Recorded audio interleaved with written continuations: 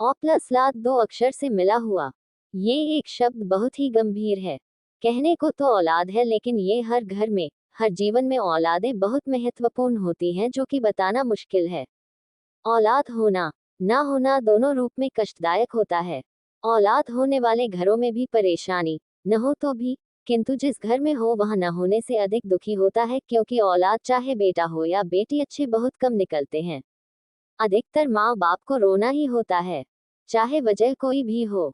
औलाद अच्छी निकल जाए ये बहुत कम ही पाया जाता है।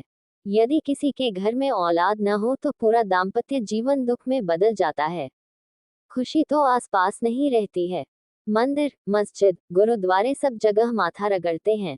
इस धरती पर हर बीज को फूल फल की आवश्यकता होती है, चाहे वह इंसान हो या जानवर, पेड़ पौधा। जब किसी पेड़ में कोई फल फूल नहीं होता तो वह भी निर्बंसी और बांझ बोला जाता है। पेड़ों में अशोक का पेड़ अब बांझ हो गया, पहले उसमें फूल सफेद रंग के आते थे। हजारी प्रसाद द्विवेदी जी ने अपने निबंध में लिखा है, वह पेड़ आज निर्बंसी है। गुनगुन ने आज 42 की उम्र में तीसरी शादी की, जिसका कारण इनकी खुद की औलाद बनी।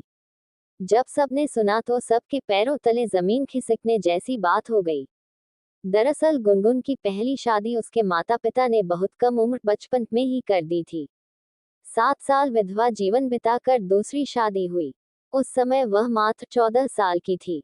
दूसरी शादी उसके पिता जानबूझकर गरीबी की वजह से एक बीमार व्यक्ति से करा दिया। वह व्यक्ति काफी पैसे वाला था। उसका नाम था शंभू। उसको पता चला कि उसकी एक किडनी खराब हो गई है, तो वह अपनी किडनी को बदलने के लिए काफी सोच विचार किया। ये बात 1662 की है। उस समय कोई भी किडनी देने को तैयार नहीं हुआ।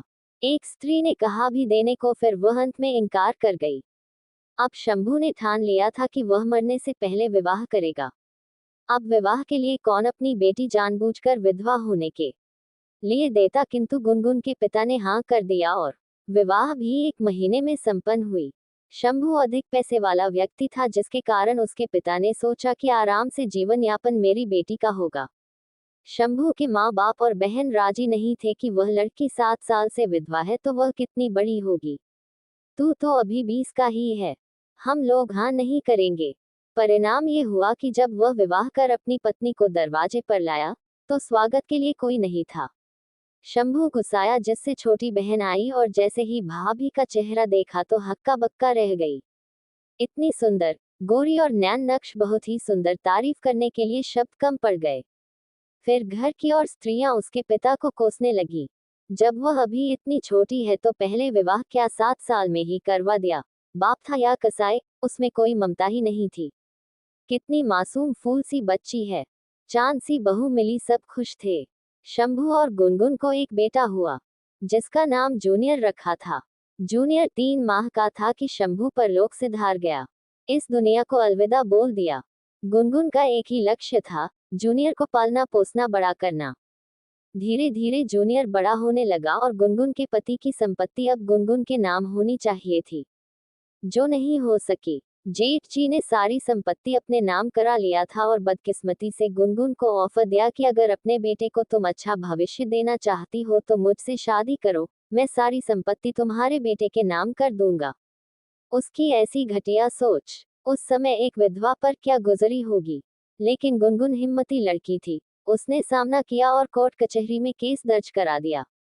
जीत गई और जूनियर के साथ अपना जीवन यापन करने लगी, कुछ कारोबार करने लगी। गुनगुन आस पड़ोस के बच्चों से इकट्ठा लकड़ी खरीद लेती, उसको बेचकर अपने घर का खर्चा चलाती।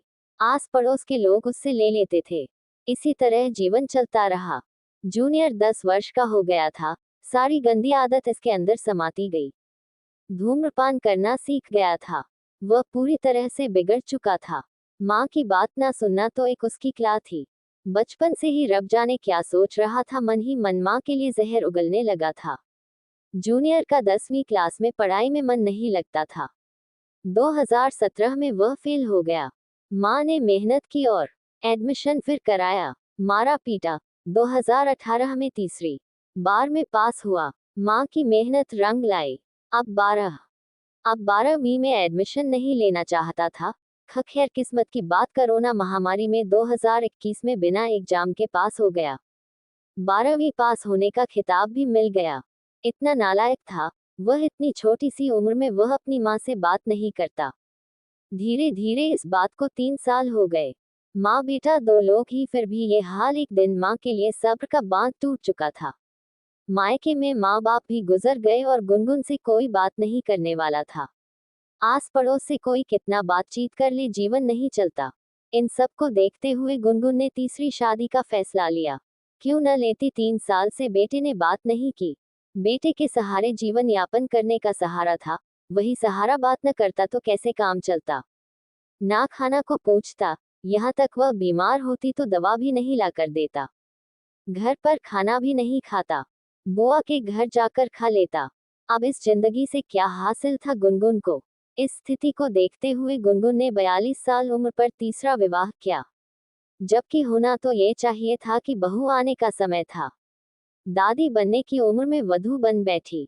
वाह रे विधाता तेरा खेल, सब किस्मत का खेल। ये होती है औलाद। जिस घर में औलाद नहीं होती वह घर नरक से बदतर हो जाता है। मंदिर, मस्जिद, गुरुद्वारे अर्जी लगाते हैं। हर व्यक्ति जीवन भर की संपत्ति लुटाता है।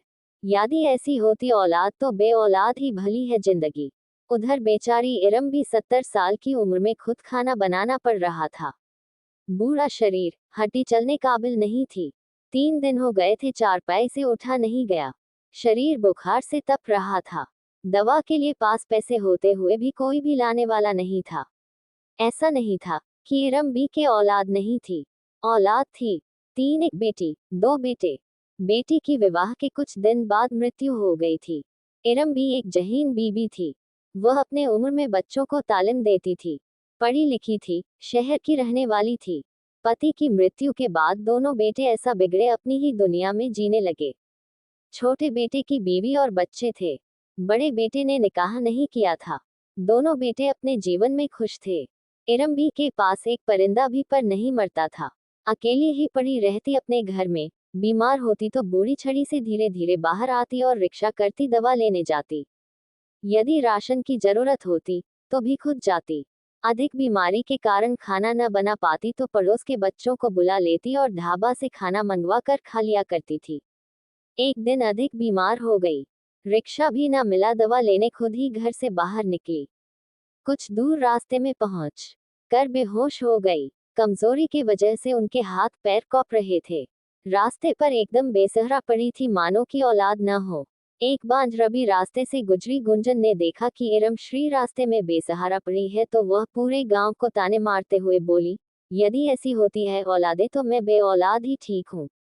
गुंजन, एक वह शंभू की पत्नी को देखो, दूसरे ये दादी माँ, बुढ़ापे पर दोनों बेसहारा हैं। औलाद रहते हुए इन दोनों स्त्रियों की हालत देखकर कितना अफसोस हो रहा है कि बता नहीं सकती।